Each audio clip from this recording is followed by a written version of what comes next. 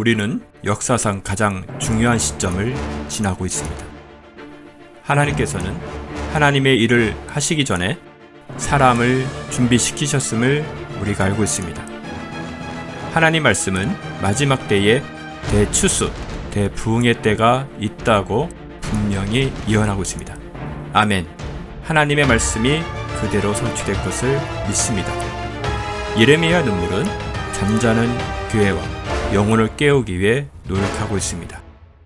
이 가슴 뛰는 일에 함께 하길 원하시는 분은 카카오 채널로 연락 주시기 바랍니다. 당신은 위대한 하나님의 사람입니다.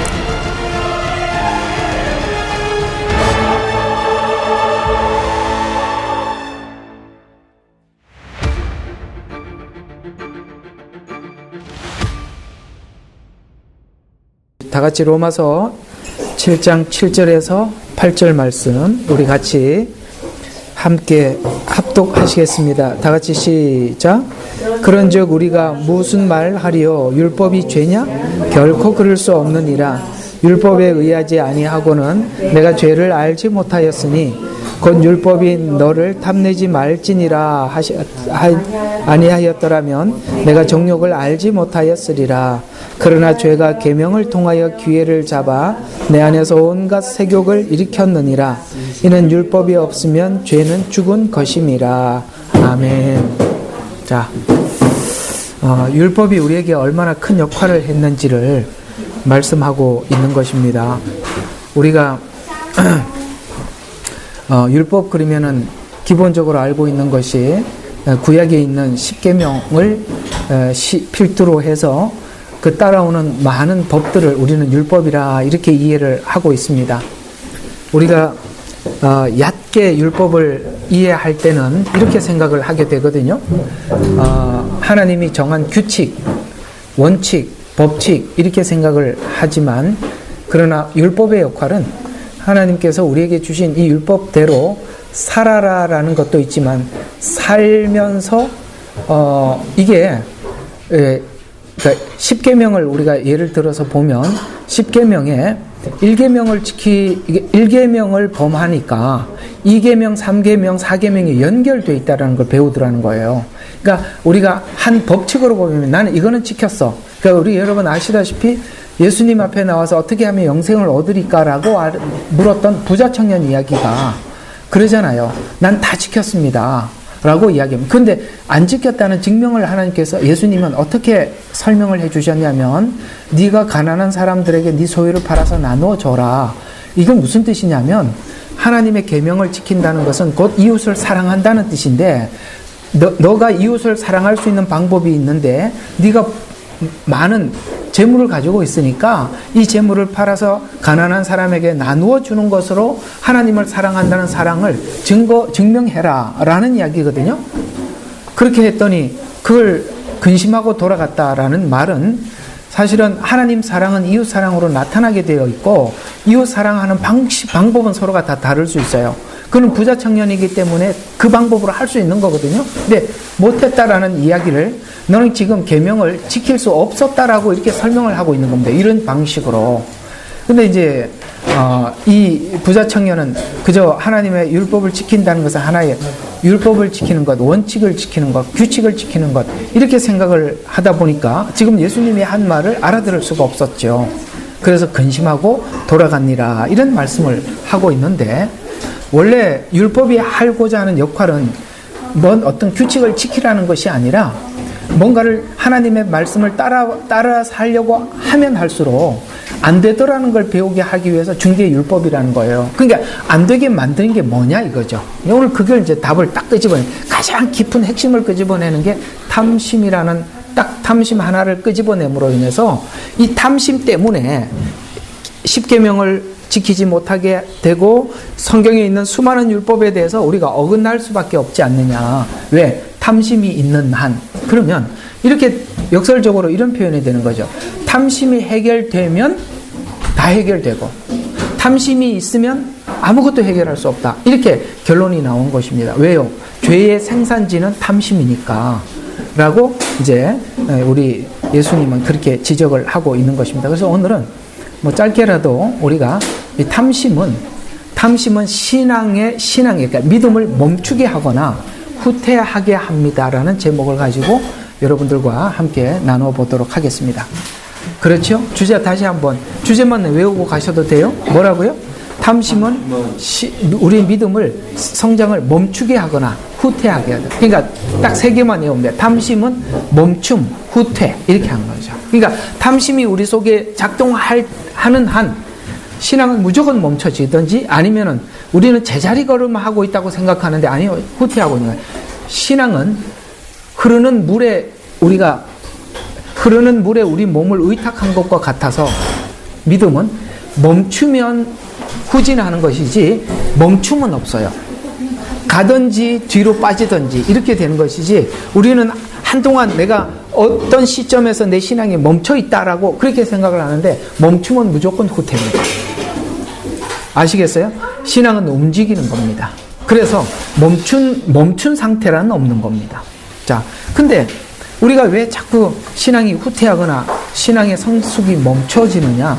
탐심이 살아있는 한 그렇다는 것이죠. 오늘 우리 이 탐심에 대한 이야기를 조금 더 구체적으로 여러분들과 함께 나눠보면 탐심이라는 히브리어에서 탐심이라는 말을 이렇게 나오는 원어는 조금 또 다른 성격을 가지고 있고 헬라어에서도 말하는 이 탐심은 좀 다른 성격을 가지고 있어서 탐심이라는 내용이 우리 한국어에서는 한 언어로 나오지만 히브리어와 헬라어에서 말하고 있는 파생된 언어를 보면 굉장히 광범위하다는 걸 알 수 있어요.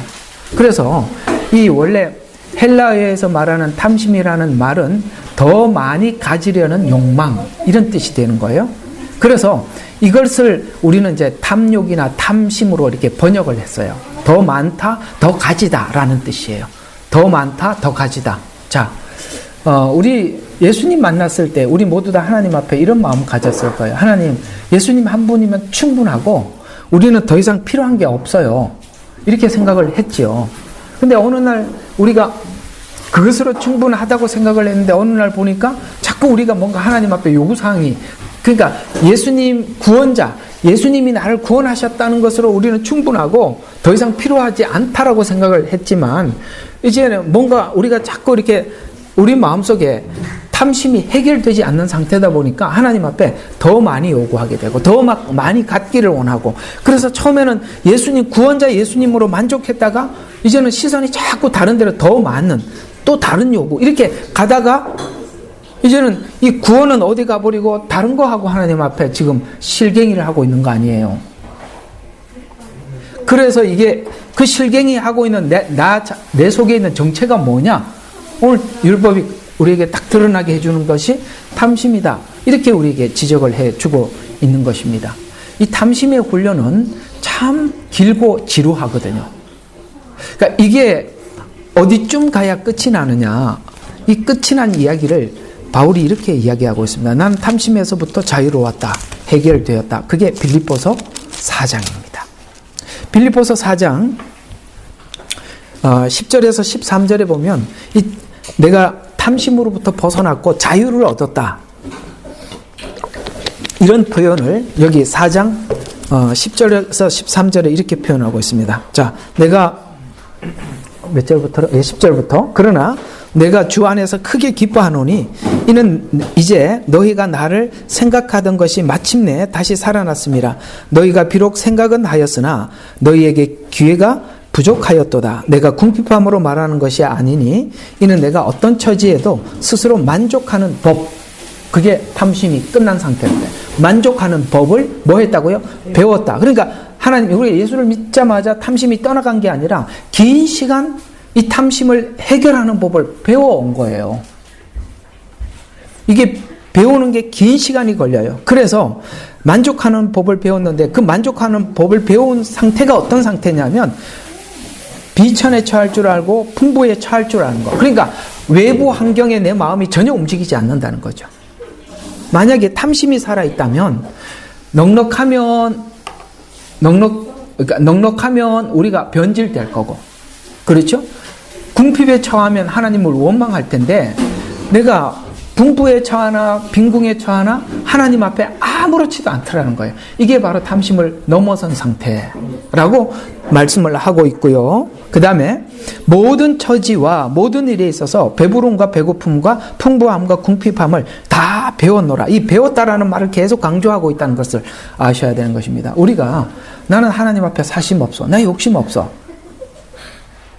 그걸 남들한테 그렇게 말할 게 아니라 실제 내가 궁핍한데도 여전한지, 그 다음에 풍부한데도 여전한지. 이게 풍부하면 자기 얼굴 내로 다닐 거고, 그렇죠? 지식에도 그렇고, 지식도 그렇습니다. 우리가 지식을 가지면 이게 풍부한 지식을 가지고 사람들한테 자랑하러 다닐 것이고, 아시겠죠? 예. 없으면 주눅이 들고, 이렇게 될 텐데, 우리가 탐심을 벗어날 때 우리가 하나님께서 무엇을 주시더라도 그때 우리는 비로소 청지기가 되는 것입니다. 그때 비로소 우리는 하나님의 종이 되는 것입니다.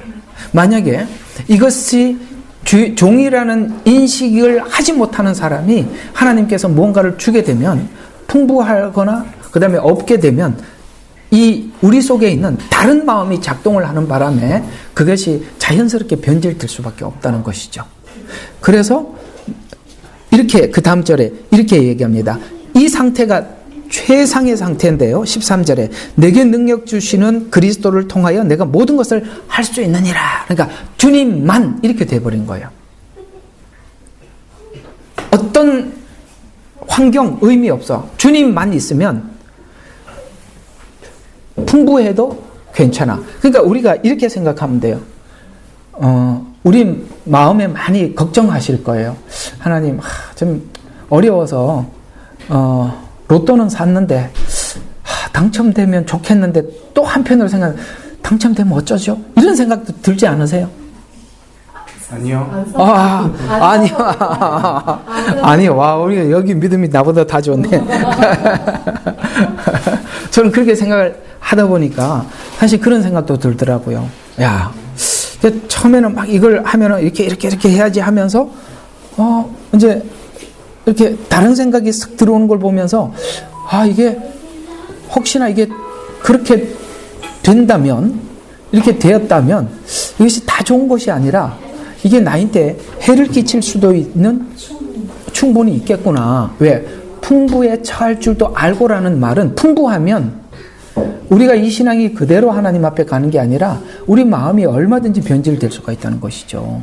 그러니까 지금 내게 능력 주시는 자 안에서 내가 모든 것을 할 수 있다라는 것은 어떤 상황에 있더라도 주님만 나와 함께 한다면 이렇게 되는 것인데, 그것이 바로 이 모든 것을 극복한 상태에서 하나님 앞에 신앙 고백을 하는 거잖아요.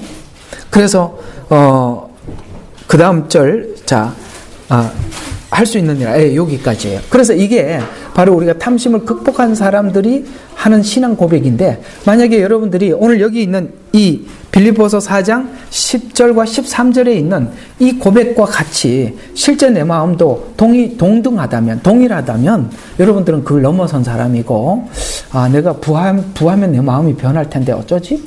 아니면 정말 상상 못하게 이렇게 가난한다면 또 내가 하나님을 원망할 것 같은데 어쩌지? 라는 생각을 하셔야 되는 거예요. 그리고 그걸 넘어가도록 애를 쓰셔야 되는 것이죠. 바울은 실제 어떤 데는 넉넉하고 어떤 데는 궁핍했어요. 그걸 넘어갔어요. 옛날에 우리 처음에 이제 신학교 가서 교수님들이 그런 이야기를 해요.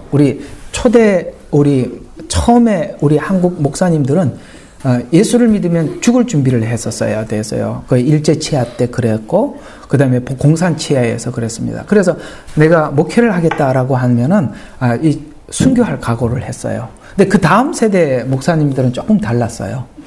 죽을 일은 없었어요.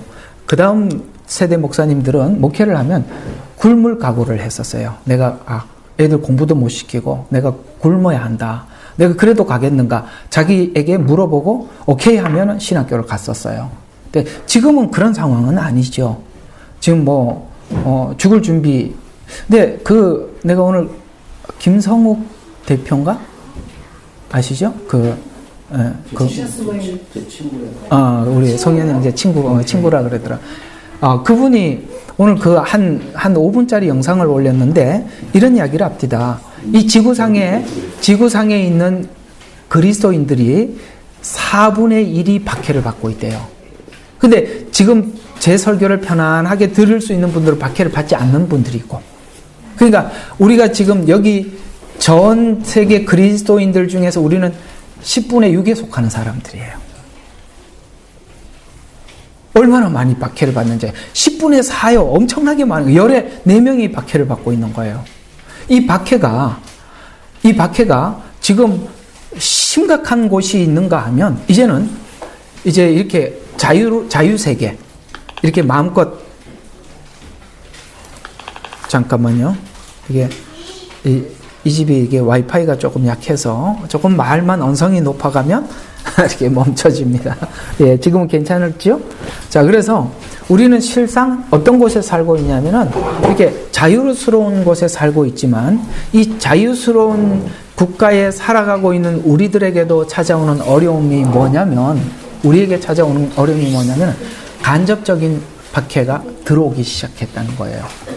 예를 들어서 우리의 동성애법이나 이런 것들도 사실 다 간접적인 차별금지법, 이런 것들이 우리 설교에 입을 막기 위함이고, 기독교가 가지고 있는 가치에 대해서 이렇게 점점 제한을 하려고 하는 시도들이거든요. 그러니까 전 세계 그리스도인들은 누구나 박해를 받을 수밖에 없는 그런 처지에 들어가 있는 거죠.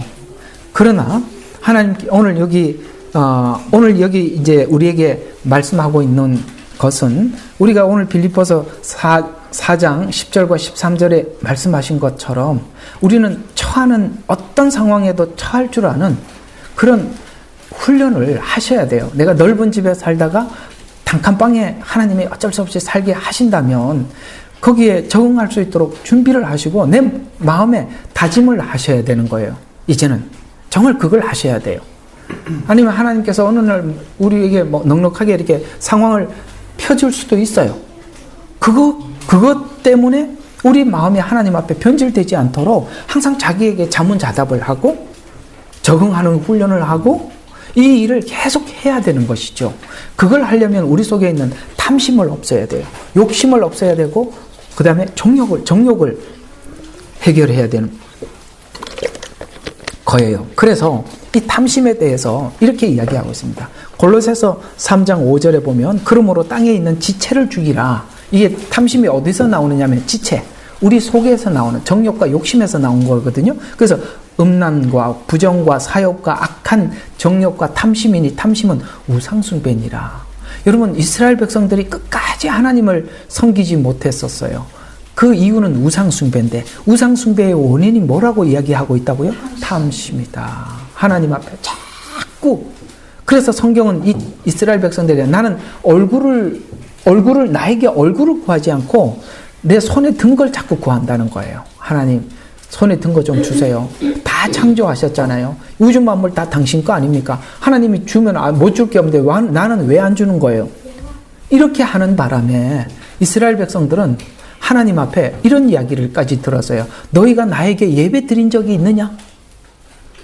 얼마나 예배 많이 드렸어요. 월삭 드리고 안식일 드리고 절기를 지키고 그랬는데 하나님이 한 번도 예배를 드리지 않았다는 거예요. 그럼 예배의 목적이 뭐였다는 겁니까? 하나님을 경배하는 것이 아니라 자기들의 피로를 채우기 위해서 하나님 앞에 드렸던 예배, 이렇게 되는 거지 않습니까? 이런 것처럼 우리가 이 탐심이라는 것이 우리 속에서부터 끊임없이 생성되는 죄의 덩어리다라고 이렇게 말씀하고 있는 것입니다. 여기에는 사람들에게 내 자신이 인정받고자 하는 욕구, 욕망, 이런 것조차 전부 다 여기에 있는 것이기 때문에, 이것 때문에 우리 모든 신앙에 부작용이 나타난다는 걸 아셔야 돼요. 우리는 하나님 앞에, 우리는 주인도 아니고 종들입니다. 종은 참 우리 학교 다니면서 엄청 배웠어요. 종이 이름이 있냐, 명예가 있냐. 네가 한 거는 다 주인 거다. 맞잖아요. 종이 한 거는 다 주인을 위해서 했고 주인이 가지고 갈 일이지, 거기 우리가 종이 영광 받을 일이 뭐가 있겠어요? 명예가 어디 있어요? 아무것도 없어요. 이름도 없고 명예도 없고 아무것도 없는 게 종입니다. 우리가 그런 마음을 가질 때, 낮은 마음을 가질 때 누가 뭐라 그래도 우리 자존심 상하지 않고 우리는 우리 자신을 지켜내리라 생각이 듭니다. 그리고 에베소서 5장 3절에 보면 이 탐심에 대해서 음행과 온갖 더러운 것과 탐심은 너희 중에 이름이라도 부르지 마라. 이는 성도에게 마땅한 반이라. 이렇게 말씀하고 있어요. 여러분, 이건 이름이라도 부르지 마. 왜? 이거는 부르는 순간 우리 속에 그냥 씨앗처럼 떨어지고 솟아나니까.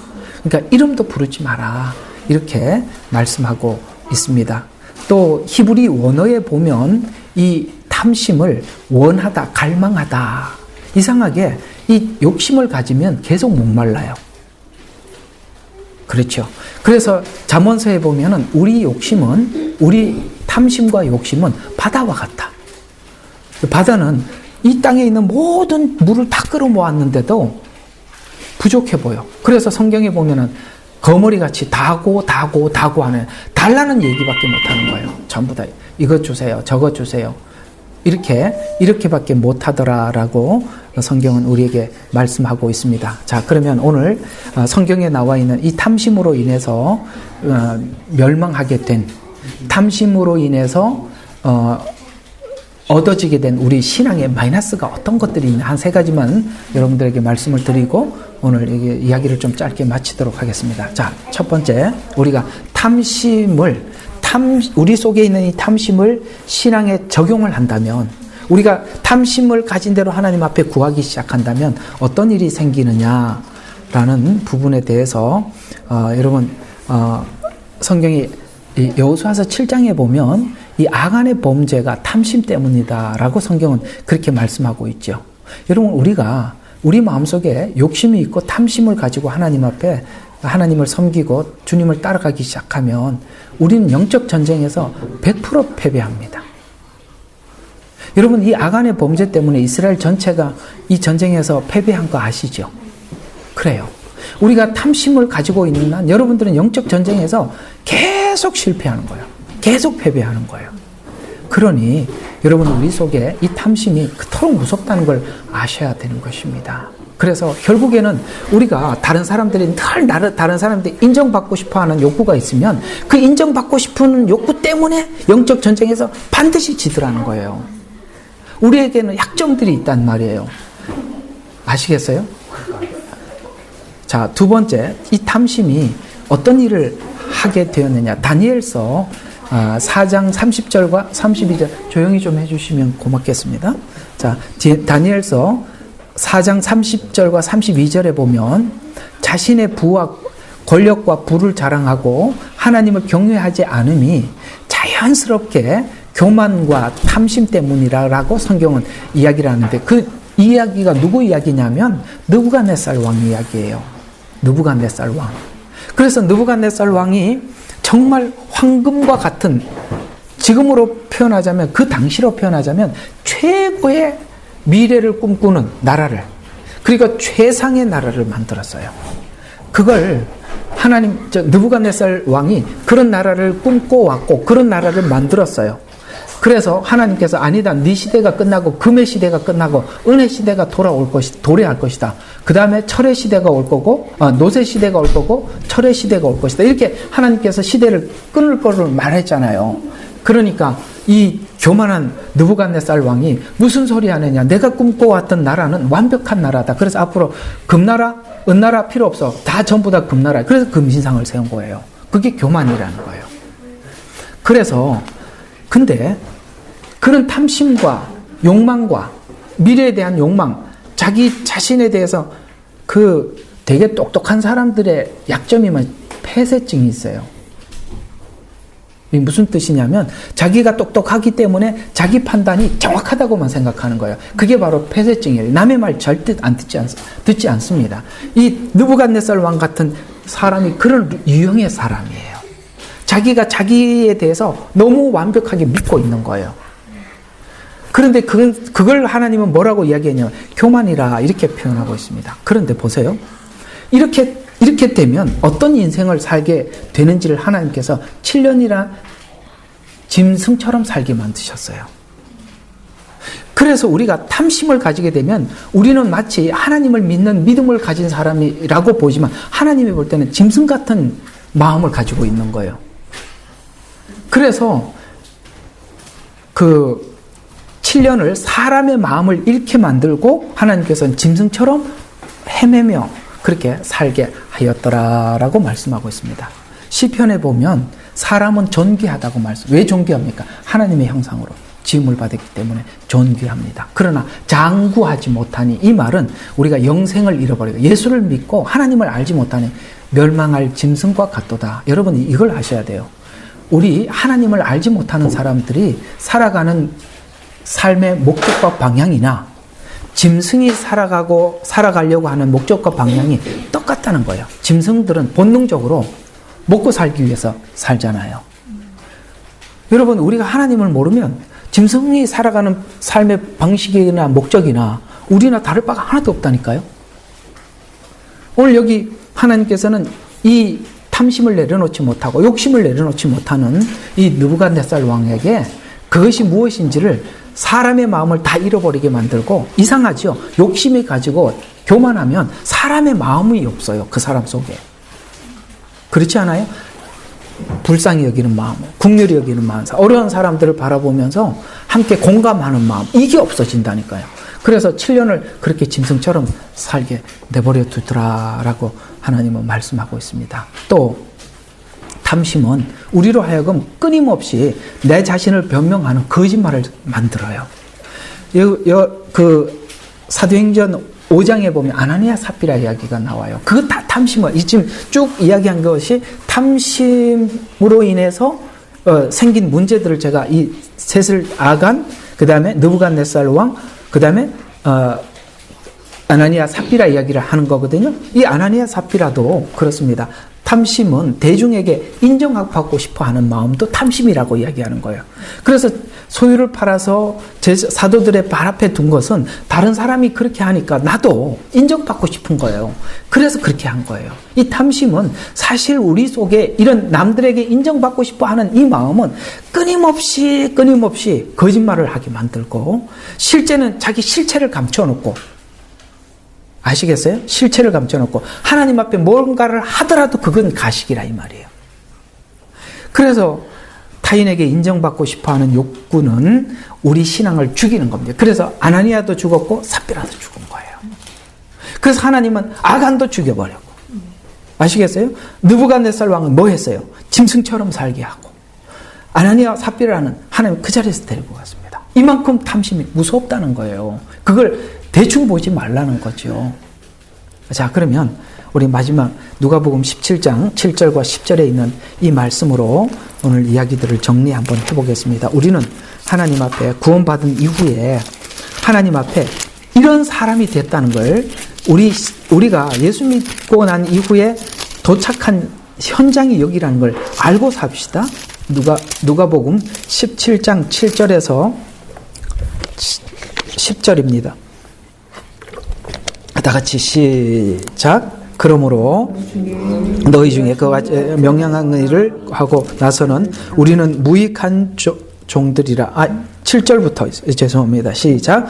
그러나 너희 중에 누가 밭을 갈거나 양을 치다가 들에서 돌아오면 곧바로 말하기를 가서 앉아 먹으라고 하겠느냐? 오히려 그에게 말하기를 먹을 것을 준비하라. 내가 먹고 마시는 동안 띠를 두르고 내 시중을 들라. 이런 일을 한 후에 먹고 마시라고 하지 않겠느냐? 명령한 대로 그가 행하였다고 해서 그 종에게 고맙다고 하겠느냐? 나는 그렇게 생각하지 아니하노라.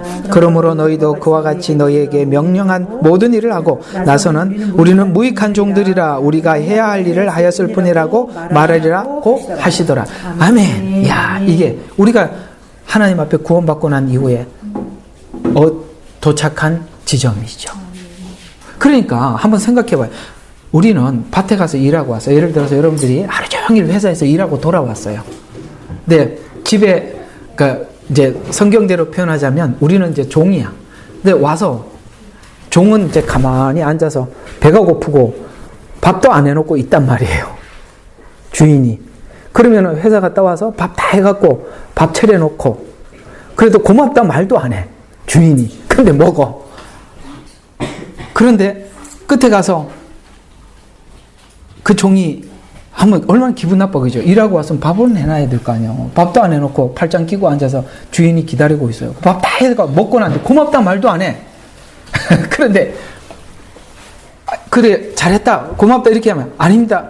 해야 할 일을 했을 뿐입니다. 저는 그저 무익한 종입니다. 이게 종이 아니냐. 여러분 이 정도면 여러분들은 어른이야. 신앙적으로 진짜야. 여기까지 와야 돼요. 고맙단 말 안 들어도 돼요. 앞으로 여러분들 이제 참 점심 맛있게 제가 항상 먹었는데 가서 이제 잘 먹었다 고맙습니다 아무개 고맙습니다 말 안 해도 괜찮습니다. 안 할 겁니다. 알았죠?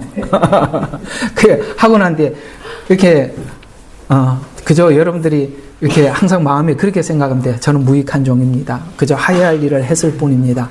이렇게 갑시다. 그게 우리가 도착한 지점이잖아요. 상급이잖아요. 자, 오늘 이야기들 한번 정리해 볼게요. 탐심은 다양하게 나타난대요. 더 원한대요. 우리는 처음에 예수님 한 분으로 충분하다고 고백했던 사람들이에요. 그런데 자꾸 뭔가를 자꾸 더 원하고 있어요. 하나님, 이게 좀 부족해요. 왜 저를 안 알아주세요? 이렇게 자꾸 가더라는 거죠. 교회 가서도 뭔가를 하고 난데 저 사람들 내가 한 수고에 대해서 왜 누구도 알아주지 않나 이런 생각을 하지만 오늘 진짜 종은 뭐라고 이야기하더라고요? 하야 할 일을 했을 뿐입니다. 아이고 정말 그래도 잘하셨습니다. 아닙니다. 저는 무익해요. 무익한 종 제일 마지막에 쓰잖아요. 저기 똑똑한 종 먼저 불러 쓰고 무익한 종은 제일 마지막에 쟤는 시켜봐야 엉터리를 하니까 뭘 맡길 수가 없어. 아무리 우리가 잘해도 그저 저는 무익한 뿐입니다 라는 이 태도, 이 정신, 이것이 바로 이 마음을 가지고 살아가면 오늘 아까 빌립보서 4장 10절과 13절에 있는 말씀처럼 하나님 부해도 상관없고 가난해도 상관없고 주님 한 분이면 충분합니다. 거기까지 우리가 가셔야 한답니다. 선택사항이 아니랍니다. 기도하고 마치겠습니다. 하나님, 오늘은 무익한 종 이야기를 함께 나눠봤습니다. 우리 속에는 어쩌면 그렇게 하나님 앞에는 진지하게 신앙 고백을 하면서 사람 앞에서는 우리가 이렇게 얼굴이 나야 하고 알아줘야 하고 그렇게 해야 하는가에 대한 회의감이 참 많이 들 때가 있습니다. 오늘 누가복음 17장에 있는 이 말씀처럼 우리가 밭에 가서 일을 하고 돌아와서 또 주인을 위해서 밥상을 차려주고 또 아버지 하나님 고맙다는 인사를 말을 듣지 않아도 아버지는 그저 해야 할 일을 했을 뿐이라 라고 생각을 하는 것이 마땅하며 주인이 고맙다고 혹 말한다면 그저 저는 무익한 종에 불과합니다 라고 고백할 줄 아는 이 겸손함, 우리가 이 겸손함을 지키고 살아갈 때 아버지 하나님, 우리는 오늘 아간이 실수했던 것, 느부갓네살 왕이 실수했던 것, 또한 아나니아와 삽비라가 실수했던 이 실수를 번복하지 않을 줄로 믿습니다. 우리를 낮추어 주십시오. 우리가 죄와 사망에서 건져주신 것만 해도 감사하고 주님이 내 구주인 것만 해도 충분한데 우리가 더 무엇을 바라겠습니까? 우리 자신에게 항상 되묻고 아버지 하나님 스스로에게 대답할 줄 아는 저희들이 되게 도와주옵소서. 아멘. 예수님 이름으로 기도합니다. 아멘. 아멘.